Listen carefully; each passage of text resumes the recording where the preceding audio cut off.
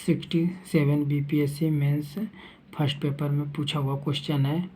भारतीय राष्ट्रीय कांग्रेस की स्थापना के लिए उत्तरदायी कारकों का उल्लेख कीजिए।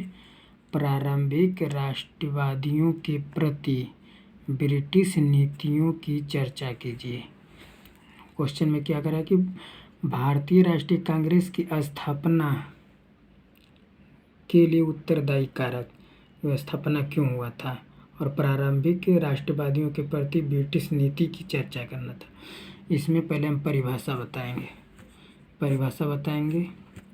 परिभाषा में लिखेंगे 18 दिसंबर 1885 को भारतीय राष्ट्रीय कांग्रेस की स्थापना गवर्नर जनरल डफरिन के निर्देश पर एवं हुम द्वारा किया गया।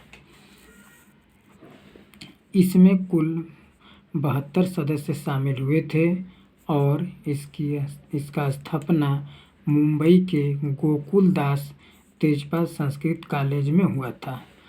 अब उद्देश्य बताएंगे, क्योंकि क्वेश्चन में हमें उद्देश्य पर फोकस करना है। तो उद्देश्य क्या क्या है तो देखेंगे। पहला उद्देश्य में कि राष्ट्र के हितों की रक्षा हेतु भारतीयों से संपर्क कर मित्रता को बढ़ाना।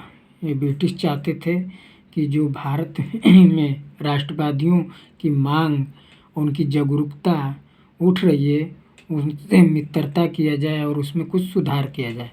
दूसरा क्या है, भारत के विभिन्न क्षेत्रों में राष्ट्रीय हित से जुड़े लोगों की संगठनों के बीच एकता स्थापित करना। तीसरा है कि शिक्षित वर्ग की सहायता से सामाजिक मुद्दों पर विचार विमर्श करना। चौथा क्या है, आवश्यक विषयों के प्रश्न पर भारत के प्रमुख नागरिकों के बीच चर्चा करना। छठा है, देशवासियों के बीच सद्भावना का संबंध स्थापित करना। आगामी वर्षों के लिए राजनीतिक कार्यक्रमों का रूपरेखा निर्धारित करना। ये ब्रिटिश सरकार का उद्देश्य था कि कांग्रेस की स्थापना करके इस उद्देश्य की पूर्ति की जा सके।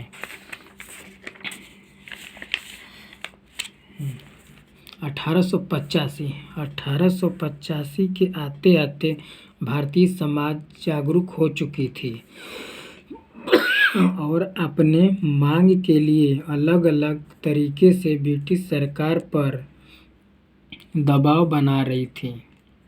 इसको ध्यान में रखते हुए गवर्नर जनरल, इसको अंडरलाइन किया जाएगा, ने कांग्रेस के नामक संगठन की स्थापना कराया ताकि भारतीय समाज के मांग पर चर्चा कर कुछ सुधार किया जाए और ब्रिटिश सरकार के हित साधा जाए।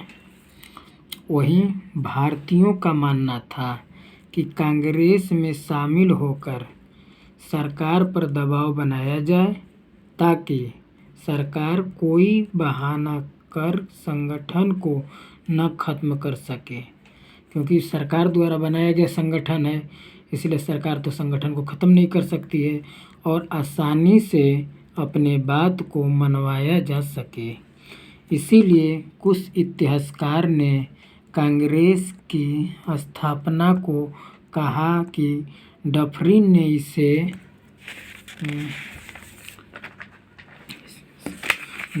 इसे सेफ्टी बल्ब के रूप में उपयोग करना चाहा था। वहीं भारतीयों ने त्वरित चालक के रूप में उपयोग किया।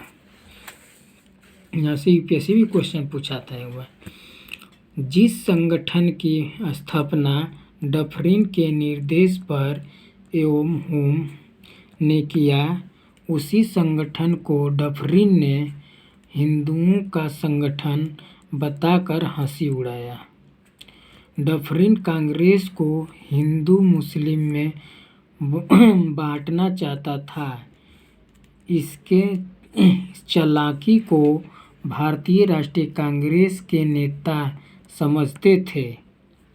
यही कारण है कि कांग्रेस का सम्मेलन अलग अलग वर्षों में अलग अलग स्थानों पर हुआ था।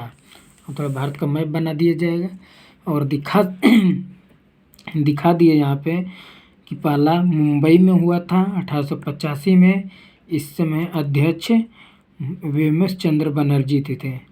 वेमस चंद्र बनर्जी, देखिए यहाँ पे एक पंडित हिंदू अध्यक्ष होते हैं। वही दूसरा सम्मेलन हो रहा है कोलकाता में। पहला हो रहा है मुंबई में, दूसरा हो रहा है कोलकाता में 1886 में। यहाँ पे दादा भाई नौरोजी एक पासी को बनाया गया।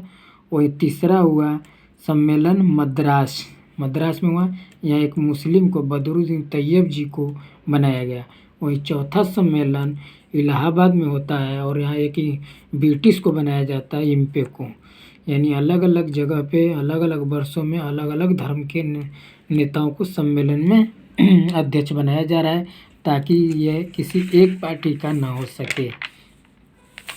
अब इसमें आगे देखते हैं। ऊपर के चित्र से स्पष्ट होता है कि कांग्रेस के नेता अलग अलग स्थानों को चुनने के साथ ही अलग अलग धर्म के लोगों को भी अध्यक्ष बनाया, ताकि ब्रिटिश सरकार की फूट डालो और राज करो की नीति हावी ना हो सके और भारतीयों में एकता बनी रहे।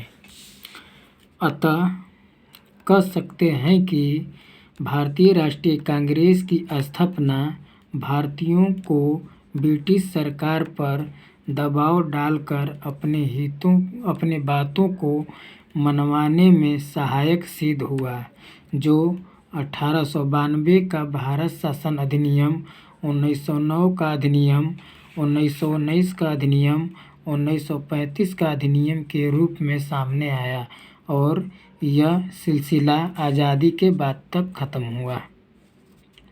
तक चलता रहा। ये दोस्तों बीपीएससी में पूछा हुआ सवाल है। इसका आंसर राइटिंग का ये पहला वीडियो। अगर ये वीडियो अच्छा लगे तो लाइक करें, शेयर करें, सब्सक्राइब करें और कमेंट करके बताएं कि इसमें क्या सुधार किया जा सकता है और क्या सुधार करने की ज़रूरत है और आगे ऐसा वीडियो लाया जाए या नहीं।